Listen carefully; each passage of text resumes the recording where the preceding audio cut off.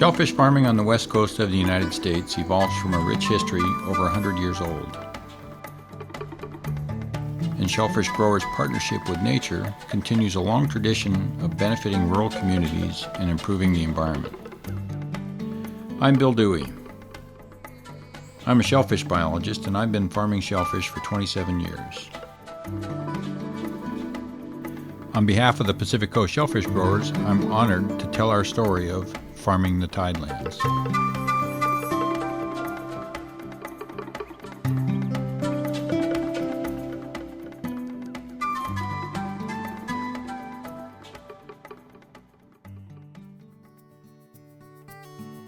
From Alaska to California, shellfish farming is an economic engine for rural coastal communities. In southwest Washington's Mason and Pacific counties alone, annual wages for shellfish-related jobs top $27 million. Most of the $111 million worth of shellfish produced annually on the West Coast is sold outside the region, bringing new dollars in to circulate through the local economy. More and more is being exported and helping to reduce the country's $9 billion seafood trade deficit. Beyond the actual work on the beds and processing plants, numerous other jobs are created supplying shellfish growers with boats, engines, farming and packaging supplies, and processing equipment, and farm employees with homes, cars, gas, groceries, and so on. And more jobs yet are created moving the oysters, clams, and mussels from farm to market and selling and serving this bounty of nutritious bivalves throughout the world.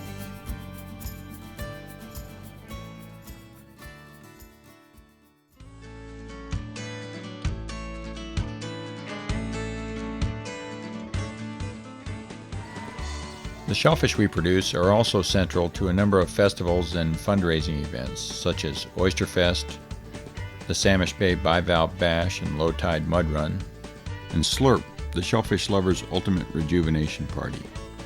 These events are fun, and they generate money for local charities and business, while providing an opportunity to educate people about shellfish and water quality.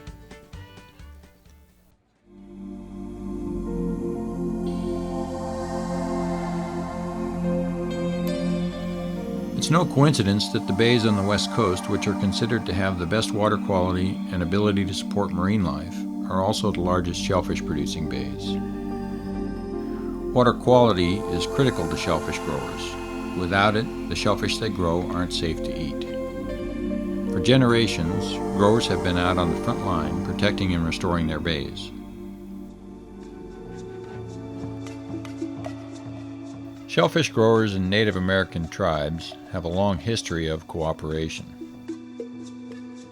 Shellfish is so important to the tribes, not only to the tribes, but to everyone in Puget Sound and along the Pacific Coast.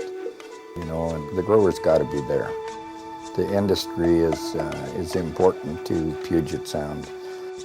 And we're continually educating the state legislature as well as the governor and the agencies of how we work together.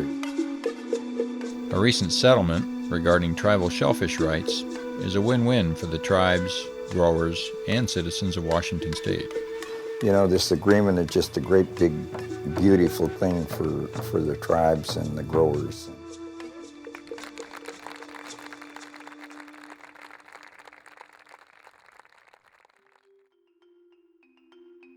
Shortly after statehood, the Washington State Legislature passed the Bush Act and Callow Act to encourage shellfish culture on privately owned tidelands. These laws have been instrumental in making the West Coast, and Washington in particular, leading producers of farmed shellfish in the United States. There are over 46,000 acres of Bush and Callow Act tidelands, which were sold by Washington State specifically for the purpose of farming shellfish. Unlike wild fisheries, owning the land and the shellfish crops on it has made shellfish farmers some of the strongest advocates for water quality protection. Today, water quality degradation from intensive coastal development threatens the future of this historic industry. Pathogens from poorly maintained septic systems and improperly managed animal waste result in the closure of shellfish growing areas. Nutrients from these same sources, as well as lawn fertilizers and agricultural runoff, cause excess algae blooms. When this algae dies and settles to the bottom in dense mats, it can suffocate shellfish beds, or in areas such as Hood Canal and in the Chesapeake Bay, cause low levels of dissolved oxygen, resulting in fish kills and other damaging consequences.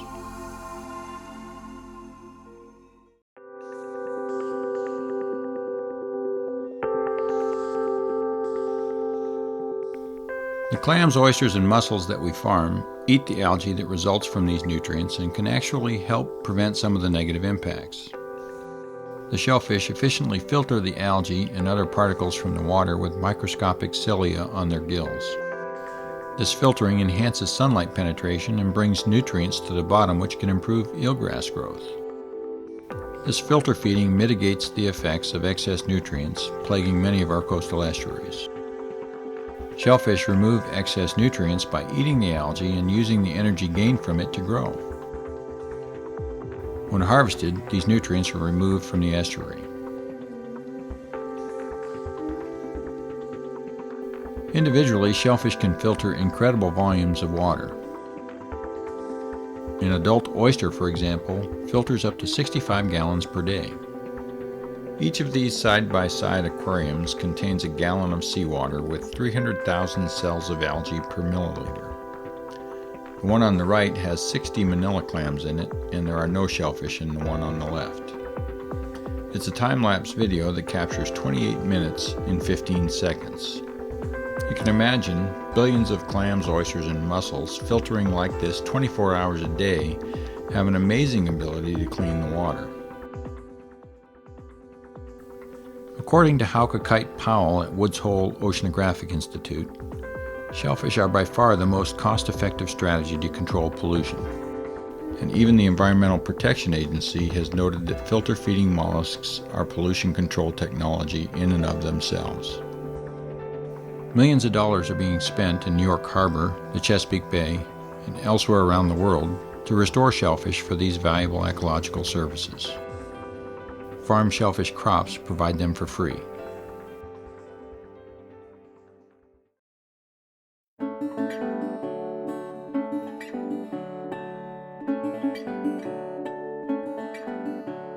Shellfish farmers build their businesses on ingenuity and sound science.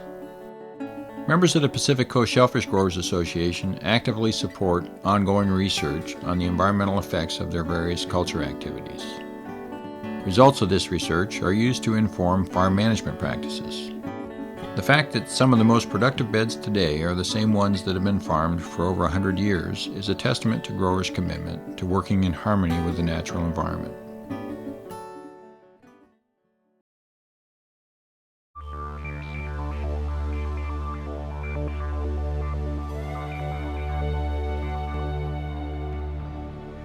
Another beneficial effect of shellfish farms is the structure provided by the culture equipment and shellfish crops themselves. As can be seen here amongst the lines of mussels growing suspended from a raft in Totten Inlet, the structure provides habitat, refuge, and foraging opportunities for over 100 different taxa. The habitat value has not gone unnoticed by outdoor columnist and avid fisherman Chester Allen. He recently reported that oyster beds and commercial oyster bags are fish magnets in Puget Sound, as they host bajillions of little fish, worms, and crustaceans.